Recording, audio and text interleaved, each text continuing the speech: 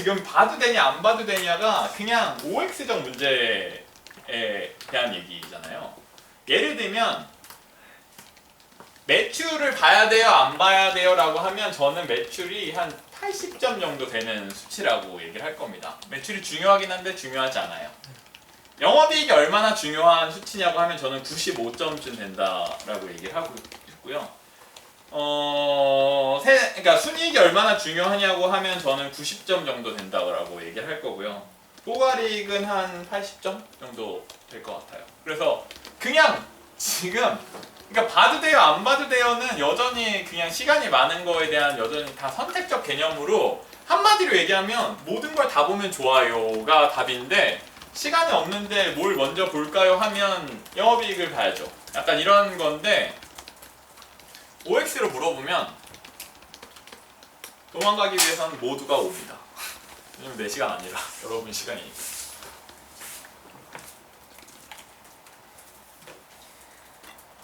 하지만 이거를 그냥 모든 걸 다 봐야 된다라고 생각을 할 필요는 없어요. 실제로 무슨 얘기인지 알겠죠?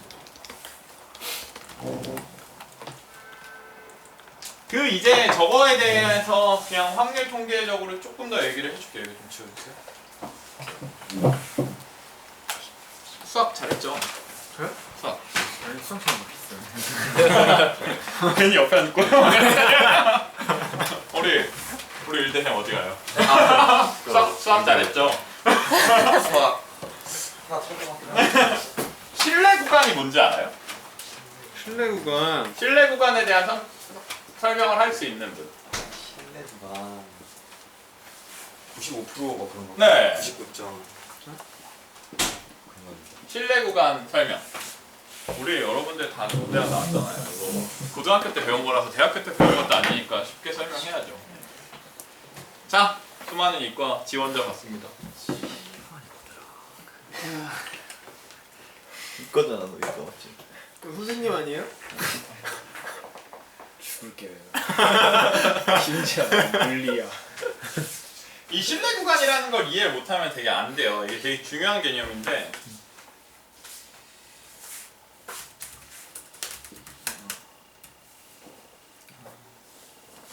이게 정규 분포가 이런 거잖아요. 여기가 확률이고 그 뭔지 알죠? 이게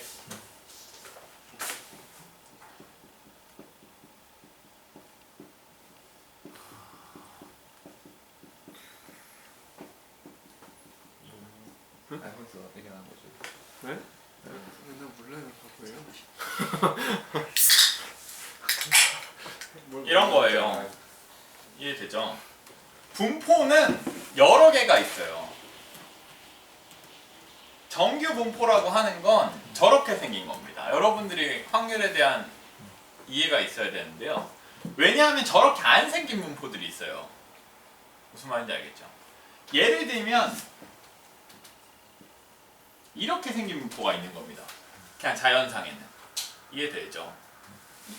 이거는 분포예요. 하지만 정규 분포는 아닌 겁니다. 정규 분포랑 표준 정규 분포의 차이는 알죠? 뭐예요? 이거 몰라요? 영이냐 아니냐. 와, 씨 똑똑하다. 이걸 0으로 바꾼 겁니다. 이거 하나예요? 왜? 이거 아니 하나였어요? 표준 편차도 네, 분산을 1로 바꾼 거죠. 이 모양을 좀 더 예쁘게 만들어준 겁니다. 얘를 변화시켜서요. 무슨 얘기인지 알겠죠? 이해돼요?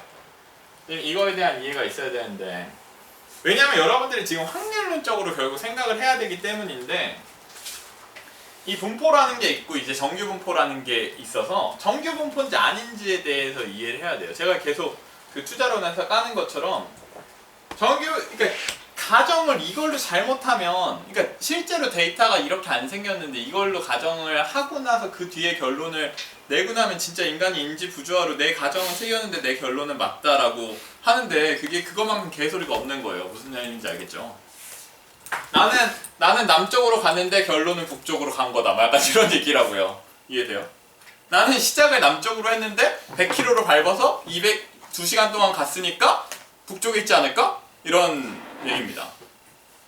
방향이 틀리면 다 틀린 거예요.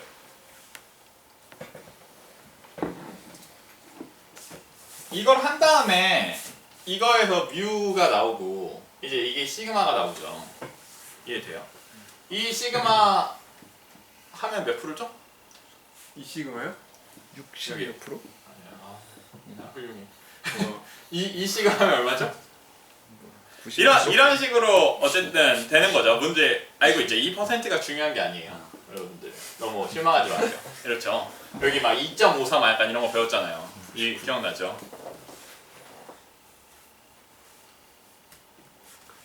신뢰 구간이라고 하는 건 보통 뮤 플러스 그러니까 몇 시그마 이거에 들어가는 얘기입니다. 그렇게 했을 때 이거를 풀고 나면 그러니까 요거에 들어가는 거 이 범위에 들어가는 경우가 뭔가인데 그게 그러니까 100개를 뽑으면 이렇게 그림이 된다라는 얘기입니다. 근데 내가 10개라는 표본을 뽑아서 그거의 평균을 냈을 때 그 평균이 요 범위에 속하냐 안 속하냐에 대한 얘기예요. 그래서 10번을 100번 뽑았는데 95번이 이 사이에 들어가는 거가 신뢰 구간 95%에 대한 얘기입니다. 이해돼요? 99%는 100번을 뽑았는 그러니까 10개를 100번을 뽑았는데 이 10개의 평균이 99번은 이 사이에 있다는 게 그거예요. 그러면 이 범위를 넓히면 넓힐수록 신뢰 구간이 커지는 겁니다. 이해되죠? 이 범위를 좁히면 좁힐수록 신뢰 구간이 작아지는 겁니다. 지금 이해돼요? 그러면 여러분들이 이거를 지금 아까 1000억이라고 잡은 거예요. 신뢰 구간 얼마일까요? 맞출 확률 몇 프로예요? 빵. 이해돼요? 빵이에요. 왜 예상이 맨날 틀리냐고요? 빵 프로에 걸었으니까 틀리죠. 이해돼요? 레인지라고요. 그러니까 500억에서 2000억일 거예요 라고 하면 이게 맞출 확률은 50%가 넘는 걸 얘기해야 되잖아요. 그쵸? 네.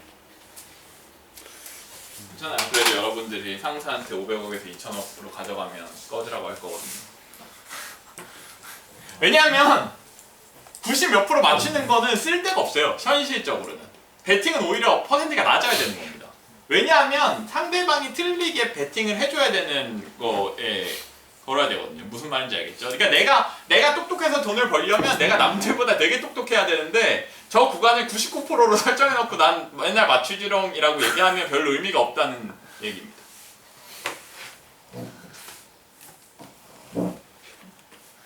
저런 개념들은 진짜 엄청 잘 이해해야 돼요. 그 수학적 개념 중에 저는 수학 잘 못하거든요. 근데 저런 개념에 대한 이해를 되게 클리어하게 해상도를 높게 해놓는 게 중요합니다. 확률 통계는 거의 인생에서 가장 중요한 수학 챕터. 공부하시고 싶으신 분은 저 방에 고등학교 교과서도 있으니까 빌려드리겠습니다. 금리에 대한 얘기를 할 건데요. 금리라는 게 한마디로 얘기하면 돈의 가격이라고 생각하면 됩니다. 돈의 가격이 얼마냐 하면 1년 동안 돈을 빌리는 가격이 1년 금리가 되는 거죠. 무슨 말인지 알겠죠? 그러니까 미래에 대한 가격인데요. 돈에 대한 소유 효과에 대한 얘기고요. 나 무슨 얘기인지 알겠죠? 근데 이제 금리라는 게 명목금리는 실질금리 플러스 인플레이션이라는 얘기를 하는데요. 이거 자체가 내가 10,000원을 범규한테 빌려줬어요. 그리고 범규한테 내년에 1,500원을 받기로 했습니다. 근데 내가 트레비를 10,000원어치 사 먹으려고 올해 했는데 안 사 먹었어요. 근데 내년에 사 먹으려고 하다 보니까 트레비가 1,300원이 되어 있던 겁니다. 무슨 얘기인지 알겠죠? 그러면 범규한테 나는 5%를 빌렸지만 인플레이션이 3% 있으면 내가 실제로 범규한테 돈을 빌려준 다음에 트레비를 그냥 둘 다 먹는다고 하면 200원밖에 안 남았다라는 얘기예요. 그게 명목금리랑 실질금리랑 인플레이션입니다. 무슨 얘기인지 이해되죠? 그래서 보통 이자율이라고 하는 건 명목금리를 얘기하는 경우가 많은 거고요. 거기는 인플레이션이 포함이 되어 있는 거고요. 인플레이션은 경기에 영향을 많이 받게 되는 거고요. 그냥 경제가 좋으면 인플레이션이 생기고 경제가 안 좋으면 디플레이션이 생깁니다. 그 디플레이션이 생기고 인플레이션이 생기는 그냥 기본적인 이유는 그거예요. 그러니까 트랩이가 있는데 사람들이 돈이 많아서 나도 트랩이 줘, 나도 트랩이 줘, 물 안 먹고 이제 트랩이 먹을래 이렇게 하면 트랩이 가격이 계속 올라가는 거고요. 나 트랩 필요 없어. 트랩이 물보다 비싸잖아. 트랩이 필요 없어. 난 그냥 물 마실래 이러면 트랩이를 싸게 팔아야 되는 겁니다. 그게 인플레이션과 디플레이션 기본적인 얘기예요. 수요 공급에 따른 얘기인 거죠. 무슨 얘기인지 이해되죠? 네. 이번 설명만 곧잘 한 거예요? 갑자기 대답해줘서 고마워요. 다른 설명도 열심히 노력해 볼게요. 은행의 이자율이나 여러 가지 이제 생각을 할 때 넣어야 되는 거는 이 리스크에 대해서 이제 이거를 명목금리, 실질금리로 얘기를 할 수도 있지만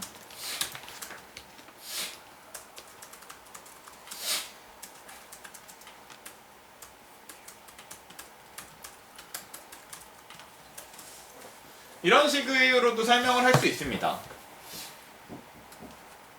이자율은 무위험 수익률 플러스 리스크 프리미엄이라는 얘기인데요. 이거 자체가 그러니까 제가 여러분 모두에게 돈을 빌려줬어요. 그 다음에 각자 내년에 10%씩 저한테 돌려주기로 했단 말이에요.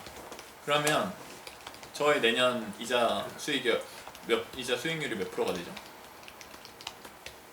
제가 10명한테 돈을 빌려준 다음에 10명한테 모두 다 10%씩 받기로 했다고요. 그럼 제 이자 수익률이 몇 프로? 10%?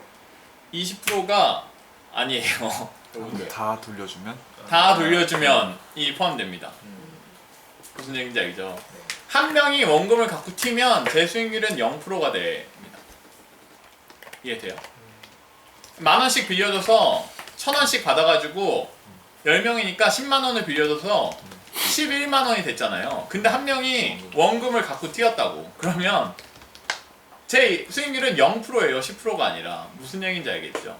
그거에 대한 거가 리스크 프리미엄이라는 겁니다. 그러니까 돈을 빌려줄 때는 그냥 무위험 이자율이라는 게 이 사람이 무조건 갚을 때 이자율이 있고 이 사람이 갚을지 안 갚을지 모르니까 보험 성격으로 더 받아야 되는 이자율이 있다라고 하는 게 리스크 프리미엄입니다. 리스크 프리미엄이라는 거 하는 게 그러니까 디폴트에 대한 보험으로 받는 겁니다. 디폴트의 보험으로 받는다라고 하는 게 디폴트 그러니까 보험료를 받아서 보험금을 지불하고 남은 돈에 가깝습니다. 무슨 말인지 알겠죠? 지금 왜 그렇게 설명하는지 알겠죠? 보험금 자체가 아니고요.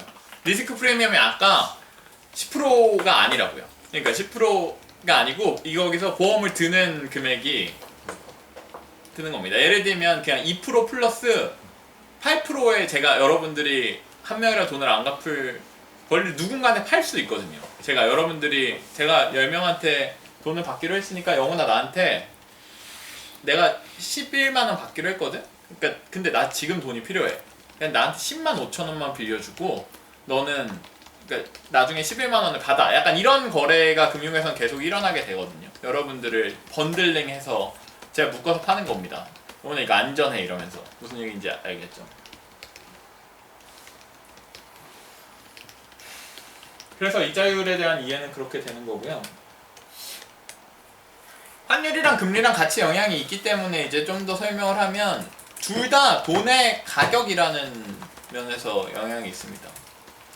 환율은 여러 가지 국가의 돈의 상대적 가격에 가깝고 금리는 그냥 우리나라 돈의 가격에 가까운데요. 아까 얘기했죠. 한국 돈이랑 미국 돈에 비교해서 미국이 금리를 높인다고 해요. 그러면 사람들이 아까 90대 10명 중에 사람들이 미국 돈을 더 많이 원할까요? 미국이 금리를 높인다라고 하면? 그렇죠. 미국에 저금을 하면 이자를 더 많이 받게 된다는 겁니다. 전보다. 이해되죠? 그렇게 금리가 바뀌는 것 자체가 환율에 영향을 미칩니다. 왜 영향을 미치는지 알겠죠? 아까 숫자가 바뀌니까요. 그런 식으로 그냥 둘 다 돈의 가격이라고 생각하면 되는 건데요. 예를 들면 그래서 그냥 한국이 금리를 내려요. 그럼 어떻게 돼요? 환율이? 한국이 금리를 내리면 환율이 올라갑니다. 왜요? 돈의 가치가 떨어졌으니까. 네. 그렇게 되는 거죠. 이해되죠? 그럼 환율이 올라간 걸 뭐라고 한다고요? 원화가 약해졌다. 라고 한다고요. 무슨 말인지 알겠죠? 그러면 금리를 높이면 어떻게 되냐고요? 원화가 약해집니다. 이해돼요? 금리를 높이는? 미국 아니 금리를 낮추면 금리를 낮추면. 금리를 낮추면 죄송해요. 금리를 낮추면 이해되죠? 그 환율 같은 경우에는 여러분들이 이제 투자를 할 거면 좀 신경을 써야 되는 게 원달러 환율만 중요한 건 아닙니다. 왜냐하면 현대차가 될지 안 될지를 볼 때는 토요타랑의 경쟁으로 생각을 만약에 한다면 원-엔 환율이 중요해지는 거고요. 폭스바겐이랑 경쟁을 한다고 한다면 원-유로 환율이 중요해지는 겁니다. 상대 경쟁력에 대한 얘기니까요. 경쟁사랑의 환율 비교가 중요하다는 얘기입니다. 이해되죠?